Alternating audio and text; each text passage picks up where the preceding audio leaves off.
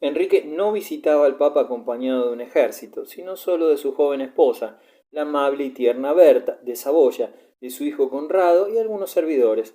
En el crudo rigor del invierno afrontaron con peligro de su vida la travesía del monte Cenis, y, enterado el rey de que el Papa se había retirado al castillo de Canosa, se dirigió a esta residencia. Se presentaba como penitente. Según la tradición, el Papa le mantuvo de pie ante la puerta cerrada del castillo con un frío rigurosísimo, descalzo y vestido solo con un manto de lana, llorando y suplicando que el Papa se dignara levantarle la excomunión. Dentro del castillo fueron horas quizás también penosas para el Papa. Si le perdonaba, tal medida de clemencia proporcionaría a su adversario incalculable provecho, pues ante sus súbditos no sería ya el pecador excluido de la Iglesia. Si rehusaba perdonar a su enemigo, faltaría su deber religioso, que le ordenaba no rechazar al pecador arrepentido. El Papa no osó adoptar una conducta despiadada, anticristiana. Al cuarto día mandó abrir las puertas del castillo y el rey se arrojó a sus pies, implorando misericordia. Jamás hubo príncipe tan profundamente humillado, el más poderoso monarca de la tierra prosternado ante un hijo de campesinos toscanos. Ambos se echaron a llorar, tan fuerte fue la tensión nerviosa experimentada por uno y otro. Este popular relato del viaje de Enrique IV a Canosa no está exento de exageración. Como la historia ha demostrado, es difícil creer que el rey permaneciera realmente 3 días descalzo sobre un suelo cubierto de nieve y hielo, cuando menos podían poner a su disposición una estera de penitente. En realidad, en aquellos 3 días hubo conversaciones entre Enrique y los delegados pontificios, y tales entrevistas no se celebraron en la nieve, sino en una capilla junto al castillo. La paz de Canosa. El incidente de Canosa terminó en forma menos dramática que como empezó. Por fin se podía dialogar con calma. Se ha conservado el tratado de paz entre ambas partes. Enrique prometía que acudiría al Papa como árbitro en los conflictos que tuviera con sus vasallos y adoptaría todas las medidas para que el pontífice pudiera, libre y sin peligro, entrar y salir en tierras de Alemania cada vez que lo desease, respecto a las más importantes cuestiones de principio y en especial en lo referente a las investiduras, nada se decidió. Firmado el acuerdo, se levantó la excomunión al rey y el propio Papa celebró la misa y le dio su bendición. La escena de Canosa ha sido transmitida de generación en generación a guisa de relato fabuloso, unas veces como canto triunfal en honor de la Iglesia, victoriosa de un terrible tirano, otras como reproche de la profunda humillación que el rey germánico hubo de sufrir por parte del presuntuoso sumo sacerdote de Roma. En resumen, fue Enrique quien obtuvo la victoria. Su sagacidad y perseverancia triunfaron sobre la voluntad de Gregorio. Sin abandonar sus principios, el monarca pagó su rescate, por muy elevado que fuera, para liberarse de las trabas que le sujetaban frente a sus enemigos del interior. Se salvó de la trampa que la política de Gregorio lo tendió en Tribur. En Canosa adquirió madurez humana. No menos admirable fue, sin embargo, el gesto de Gregorio.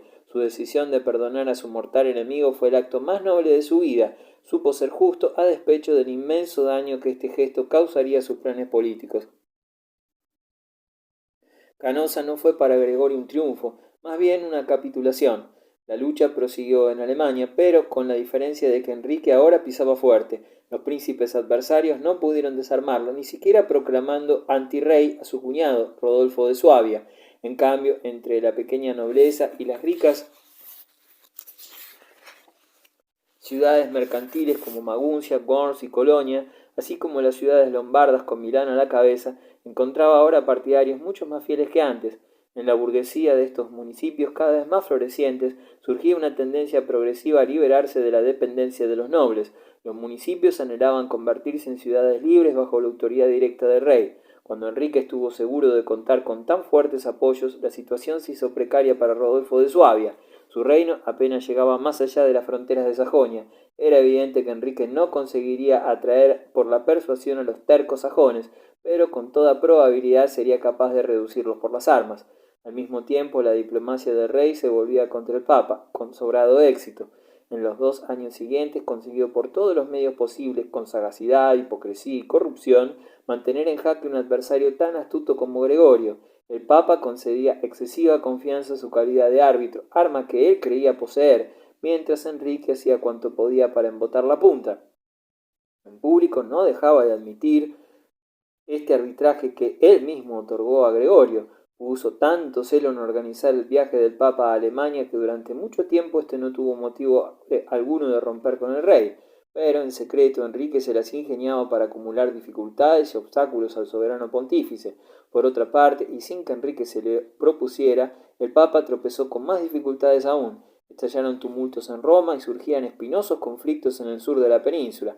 El Papa estaba abrumado de preocupaciones. Por último, no hubo posibilidad de convocar la proyectada dieta de Augsburgo. Últimos años de Gregorio VII. Transcurrieron los años. Gregorio intuyó que había encontrado en Enrique un adversario demasiado astuto para él y que el rey acababa de crearse una posición sólida en Alemania. El Papa se mantuvo neutral mientras pudo, confiando a desempeñar un día su brillante papel de árbitro. Al fin, Enrique creyóse lo bastante fuerte para imponer sin equívoco su voluntad al Papa.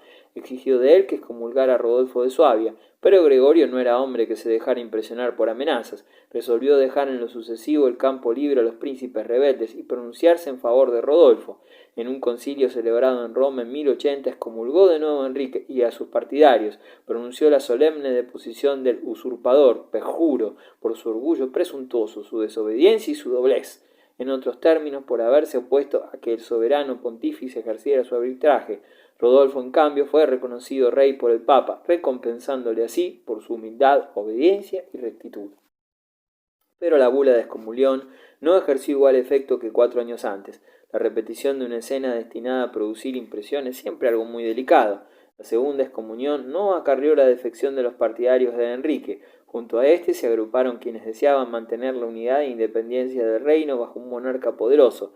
Al otro bando, quienes trataban de destruir el poder imperial. Enrique replicó al nuevo ataque de Gregorio, haciéndole deponer por un espectacular concilio germano-italiano. Renováronse las antiguas y falaces acusaciones contra el falso monje Hildebrando, el pretendido Papa Gregorio VII, y se le añadieron otras imputaciones mordaces y falsas. Para sucederle, el concilio designó un obispo lombardo que gozaba de estima universal y era uno de los más celosos partidarios del rey. Este papa tomó el nombre de Clemente III. En el acto fue excomulgado por Gregorio, que quería entrar en guerra para expulsar a aquel malhechor de Ravenna, donde se había instalado provisoriamente. Así, en aquel momento hubo 2 papas y 2 emperadores germánicos. Meses después, uno de ellos, Rodolfo, fue mortalmente herido combatiendo contra Enrique. Entonces el objetivo de Enrique fue Roma. Le era en absoluto necesario dirigirse allí para juzgar a Gregorio e instalar a Clemente III en su lugar. En 1080 emprendió la expedición a Italia. Ya no venía como penitente, sino al frente de un poderoso ejército contra Roma.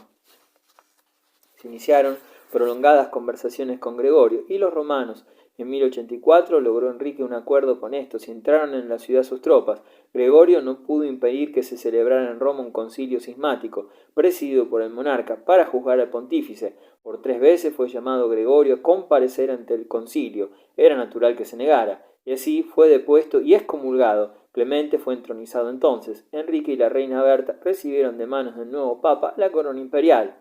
Pronto los sucesos tomarían nuevo cariz. Roberto Guiscardo, que se había declarado vasallo de Gregorio, apareció con un poderoso ejército para libertarle, en verdad menos para acudir en socorro de Gregorio que para expulsar al emperador, a quien consideraba un intruso en Italia. Las tropas de éste eran incapaces de ofrecer eficaz resistencia a los nuevos enemigos.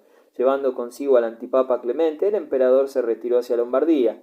Apenas hubo abandonado la ciudad eterna cuando Roberto Guiscardo hizo su entrada en ella, y una vez más se renovaron las atroces escenas que Roma había padecido en el transcurso de su historia.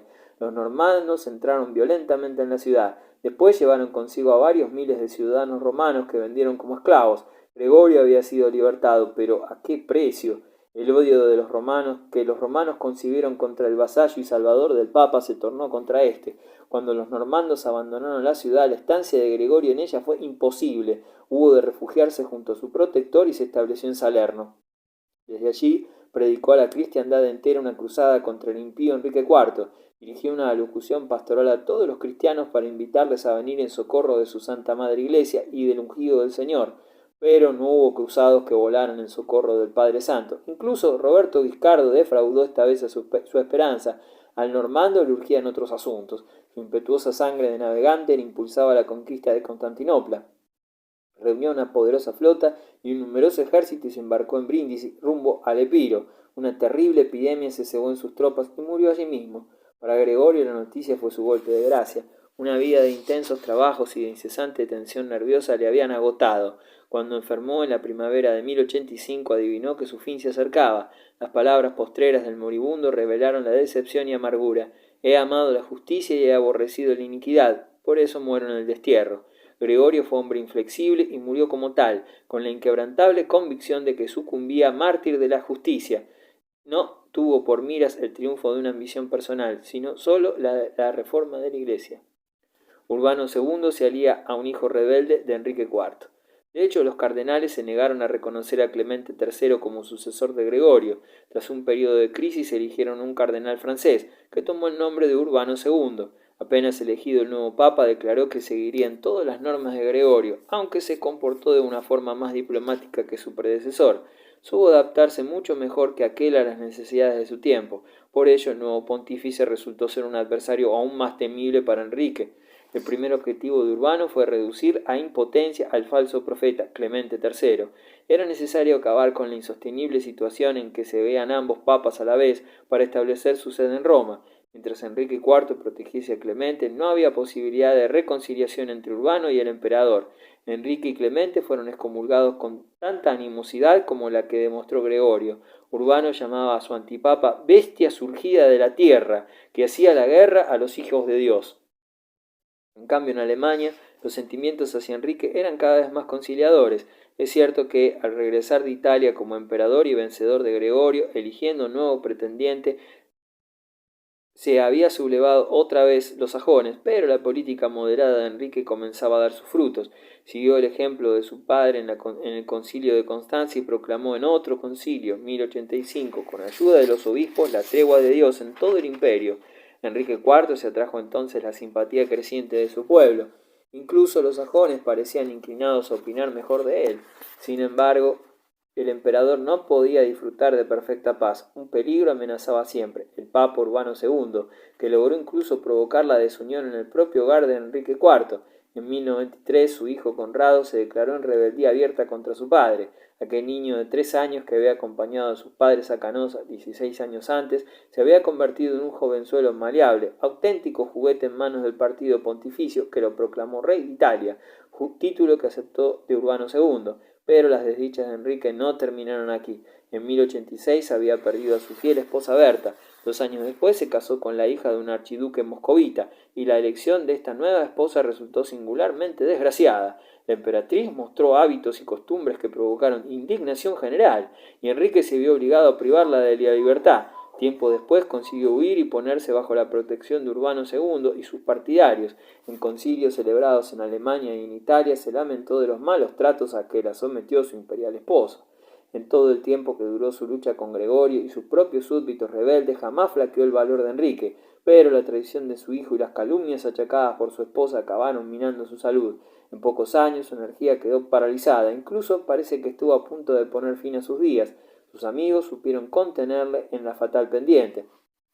Durante los años que el emperador permaneció alejado del mundo, Urbano estaba por fortuna ocupado en otros asuntos, y llegado a la cumbre de su carrera. En 1095, en el concilio de Clermont, logró con su arrebatadora palabra iniciar la formidable expedición contra los infieles que la historia llama la Primera Cruzada.